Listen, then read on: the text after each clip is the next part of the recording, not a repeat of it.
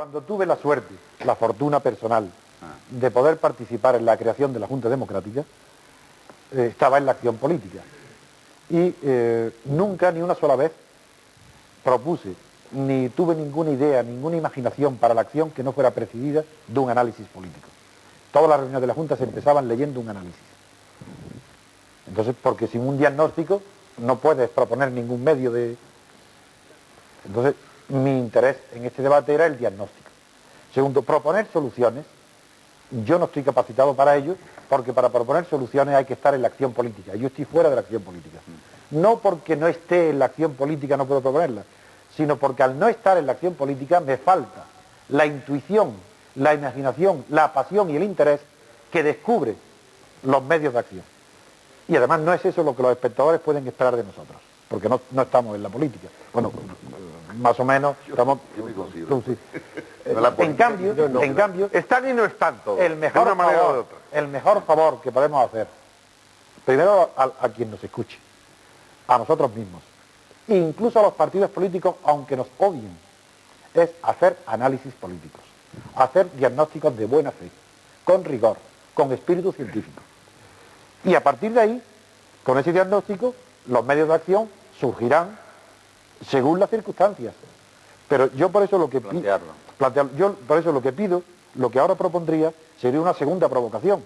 Ya es bastante que Pablo Sebastián y Antonio Senillosa, y tú también parece, habéis comprendido que mi primera ambición en la clave hoy era decir, no hay democracia, no porque no haya libertades, hay libertades. La corrupción no es incompatible con la democracia. Eso no es contestar al tema. No hay democracia porque el pueblo no elige al gobierno ni a sus representantes, sino que son elegidos por 5 señores nada más, que se reparten cuotas de poder según el resultado de las elecciones. El pueblo ratifica las decisiones de una pequeña oligarquía política, y no hay democracia porque no hay división de poderes, porque el poder ejecutivo, nada más, por eso. Entonces basta. La segunda parte, para no insistir, sería pasar entonces al análisis de las causas. Ramón se contenta como político lo que jamás aceptaría de un economista, y es que ha dicho que la culpa de esto la tiene que se hizo así porque había muchos franquistas y mucho miedo. Bueno, pues si eso es un análisis científico, figuraros. Es el más científico de acuerdo, que se puede hacer. Sí, Según tú, muy bien. el mejor análisis que se ha hecho político de una gran empresa podría ser el de Felipe II, cuando se enteró del desastre de la Armada Invencible. Dijo, yo envié mis naves contra los hombres, no contra los elementos. Y ahí está. Y no hizo la propuesta de reforma. ¿Qué pasaba?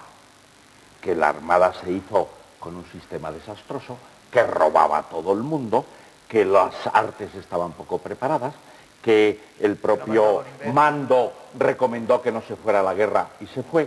Es decir, con todo esto quiero decir que el análisis político tiene que ir a continuación seguido de propuestas de cambio, de reforma y de mecanismos de acción, porque si no, no somos ni filósofos, porque como tú sabes muy bien, el punto 11 de las tesis de Feuerbach dice que los filósofos no se pueden contentar con contemplar el mundo, tienen que transformarlo. Un momento. Tesis de Feuerbach. Un momento. Espérate un segundo porque termino enseguida. Yo no he terminado. Termino enseguida. Entonces, ¿cuál es el problema que tenemos en España? Pues que estamos en una situación efectivamente muy problemática, como dice el propio Pablo Sebastián. Pablo Sebastián lo dice muy claramente, y estamos en una situación muy similar a la de la Restauración. El año 1875, de otra manera, se introduce en España un régimen constitucional muy conservador, que luego admite el turno, y que al final son iguales Cánovas y Sagasta. E incluso se intenta reformar y se introduce el sufragio universal en 1890, pero se falsea. Pero ya el sufragio universal permite que aparezcan los socialistas, los anarquistas, el PSOE, la UGT se crean al calor de todas esas situaciones y se empieza a plantear la reforma. Y la reforma es imposible porque los sistemas coercitivos y de inercias lo impiden.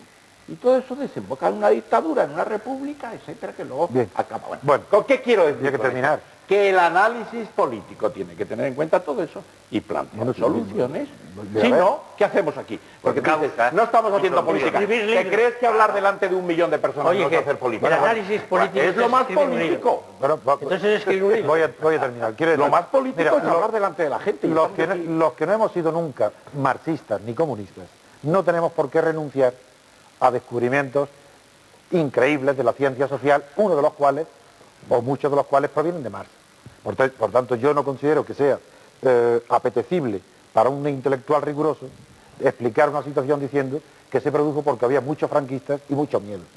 Eso, porque la pregunta inmediatamente es ¿por qué había miedo? No es normal que 45 o 50 años después de una guerra civil haya miedo, entonces habrá otras causas. Y las causas económicas, aquí no se nombran, no tienen importancia. ¿Por qué? Porque Marx hablaba de un determinismo económico. Yo no he sido nunca marxista ni hegeliano. Nunca he creído en el determinismo histórico, pero creo que la evolución de la historia y de la cultura tiene unas causas objetivas, independientes de la voluntad y del conocimiento y de la conciencia de los hombres, y son esas causas las que me interesan. Y a eso no renuncio. Y no he sido nunca marxista.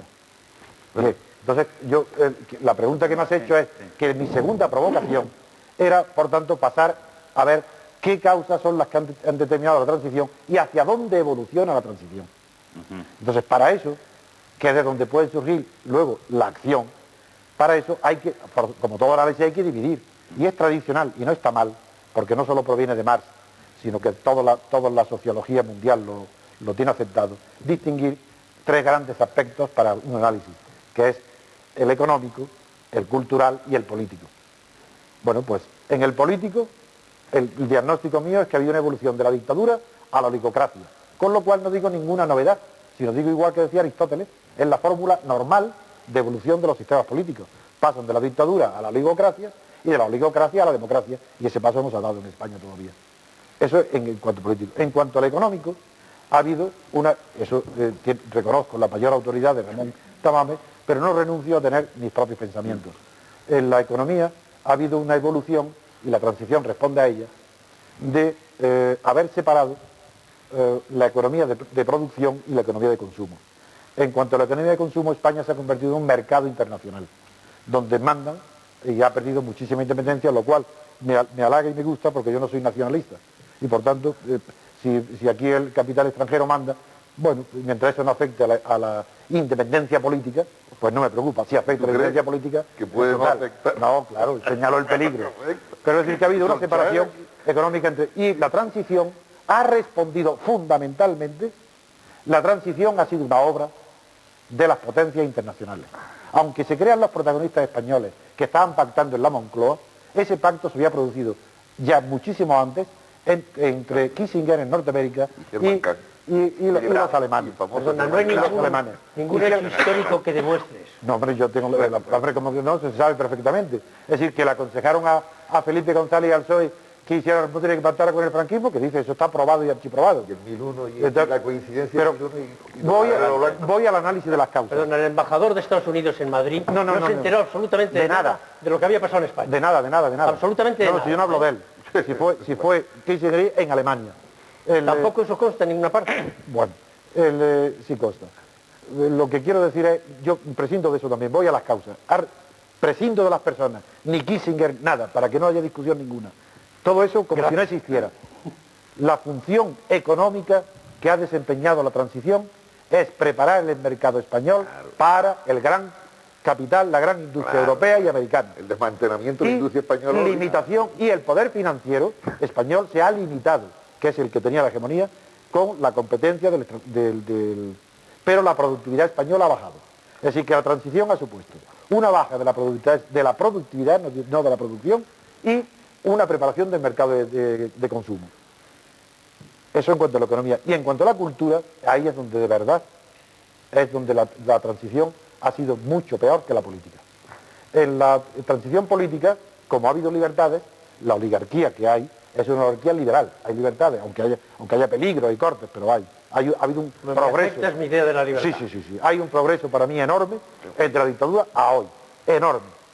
respecto a las libertades, aunque están en peligro, aunque hay menos libertades hoy que hace 4 años, todo eso es verdad. Menos para el trabajo reconocerá que hay menos. No, para la comunicación. Pero voy a terminar, es decir, estaba hablando de la que mucho peor ha sido la cultura. En la cultura, lo que ha sucedido en España, eso no tiene nombre. Eso es un crimen que costará decenas de años levantarlo. La cultura, entiendo por cultura no la alta cultura, que también entra, sino el modo, las pautas de conducta, la moral, las costumbres, el modo colectivo de vivir, la cultura. En España, como ha coincidido la transición española con una moda cultural extranjera que se llamó posmodernidad y que se llama posmodernidad, que nadie sabe lo que es desde el punto de vista filosófico, pero todo el mundo sabe lo que es desde el punto de vista práctico. Es el escepticismo moral, el relativismo cultural, el que todo vale. Lo mismo vale la cultura del diseño de una moda de zapatos que un Goya, que todo, porque eso es democracia, como todo es igual. Bueno, algo tan horrible, tan horrendo, en España se ha convertido en ideología. Es decir, mientras que en el extranjero la posmodernidad es un fenómeno que empezó en la arquitectura y que lo continuaron los críticos literarios y luego algunos filósofos y que no tiene demasiada importancia, salvo que oculta el hecho de que en el mundo escasean los pensadores, no hay pensamiento, se le llama pensamiento débil. En España eso se ha convertido en ideología. Así igual que el franquismo tuvo su ideología, en España hoy hay una ideología de escepticismo cultural, escepticismo moral, de hablar de culturas en plural, no en singular, en las culturas, algo verdaderamente incomprensible, pero eso es lo que permite y la fuente de la corrupción. Sí. La corrupción económica de los gobernantes es un epifenómeno que tiene muy poca importancia comparado con la corrupción moral, que es a la que yo me refería cuando al principio hablaba tanto de la corrupción. Y lo digo ahora. La peor de todas las corrupciones es la corrupción moral, es decir, la corrupción cultural. La económica es una pura consecuencia, que tiene mucha importancia, pero mucho menos que la fuente que la produce, que es el relativismo moral. Es decir, el creer que es dogmático todo. Cualquier persona que hable con seguridad, se dice, este es un dogmático. Si ahora mismo, por ejemplo, hace sol, hoy ha sido un día soleado. Si yo digo aquí que aunque haya 1 millón de personas que me digan que hoy llovía, yo digo, están todos equivocados, yo tengo la razón, yo soy un dogmático. Porque si 1 millón lo dicen, cuidado. Entonces yo por eso soy dogmático y presumo de ser dogmático cuando se trata de describir hechos, donde puedo cometer un error. Y no me importa equivocarme, porque el error es mejor que la confusión. Porque del error se puede salir, de la confusión jamás. Y España hoy está en una pura confusión. Y por eso soy dogmático cuando describo. En esto último estoy de acuerdo contigo. Lo que pasa es que te lo había entendido mal. A mí no me importa equivocarme. Yo no lo llamo fenómeno cultural. Yo lo llamaba falta de principios morales. Señores, me llamaba...